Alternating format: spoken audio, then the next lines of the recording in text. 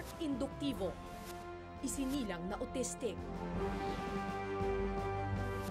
Jesus Pacaldo, mentally retarded.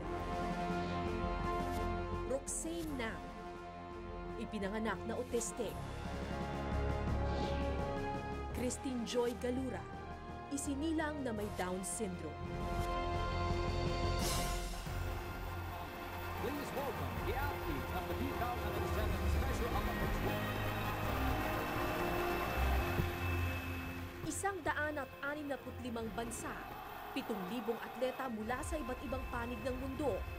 Isang pandaigdigang kompetisyon.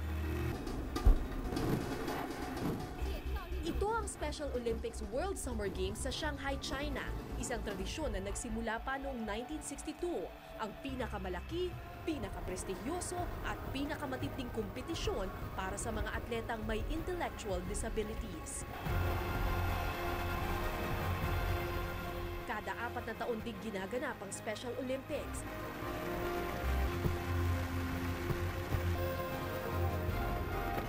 Philippines. At sa taong ito, 52 atleta mula sa Pilipinas ang sasabak. Hangad ng bawat isa, maghatid ng dangal para sa bansa.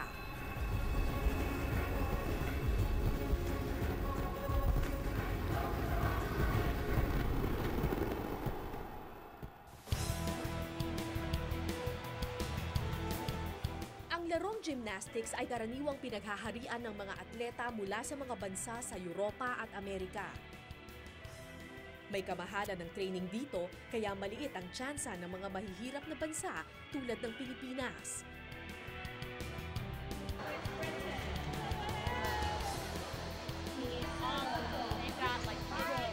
Pero sa taong ito, 2 Pilipino ang kakalaban sa mga higante ng Europa at Amerika. Lagi ha?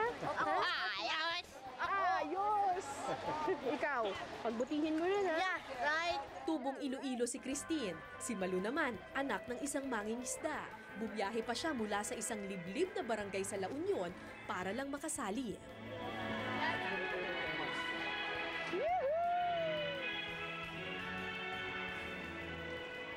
Aminado ang kanilang mga coach na nanliliit sila sa tabi ng mga mayayamang atleta mula sa ibang bansa. Pero, laban kung laban. Si Coach Nadine, ilang gabi na raw hindi pinapatulog ng kaba. Isang araw bagong kompetisyon, inamin niya sa aming walang formal na gymnastics training ang alaga niyang si Malu. Na-discover ko lang sa school namin yan habang nagsasayaw-sayawan kami. Sabi ko, gawin ko ang gymnast ito. Ganun lang? Ganun lang. Ganun lang? So, hindi talaga to gymnast? Hindi. Meron lang mga event noon na kwan. Tapos sinabihan kami kung pwede mag-ano kami ng mga gymnast. Oo. Sabi ko pwede kaya si Malu doon. Marunong naman sumayaw. Yun, sinubukan ko, kaya naman yan. Kasi malambot ang katawan. May rhythm siya. Ganyan yan. Wow! Ayos! Isang public school teacher, wala ring formal na gymnastics training si Coach Nadine. Binasa lang daw niya sa libro ang mga itinuro kay Malu. Gaano siya katagal nag-training? Dali lang kasi nag-aaral naman kami. Oo. May time lang, ganun. So mga ilang taon? Wala pa 1 taon, buwan lang yan. Kaya nang tawagin ang pangalan ni Malu, si Coach Nadine ang pinakakabado.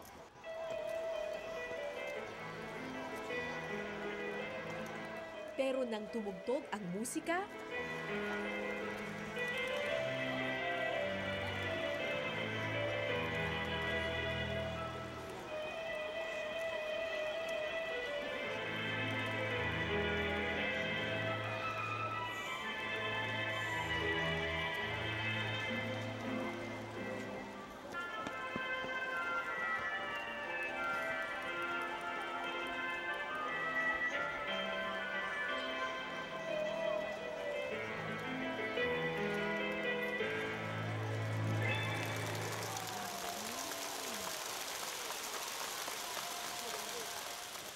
ito ang unang beses na sumali si Malu sa isang gymnastics competition at isa siya sa mga nakakuha ng pinakamalakas na palakpak. Sunod na lumaban si Christine.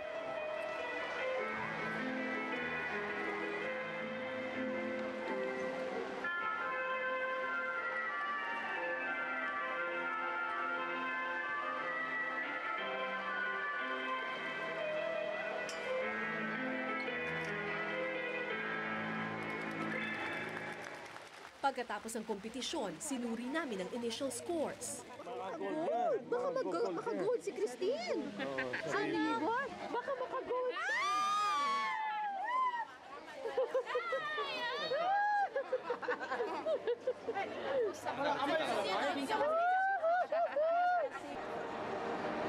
Sa awarding ceremonies, kabado ang lahat habang hinintay ang final scores.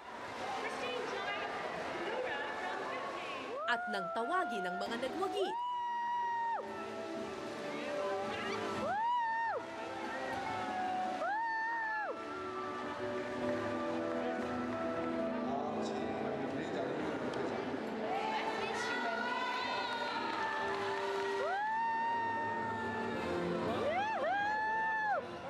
Hindi rin nagpadaig ang bagitong si Malu.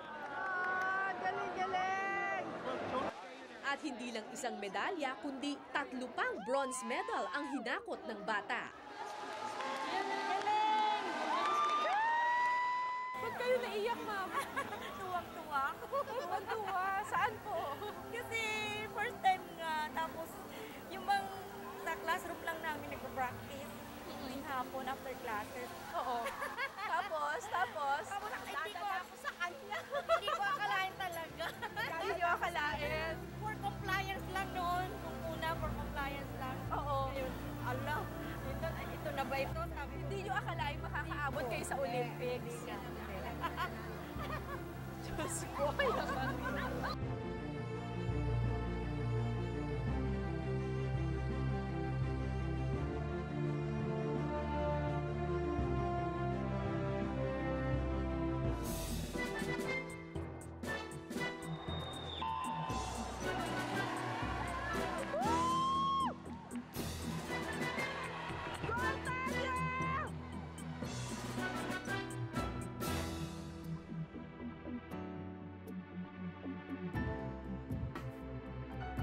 Maraming salamat sa pagtutok ninyo sa Eyewitness, mga kapuso. Anong masasabi ninyo sa dokumentaryong ito?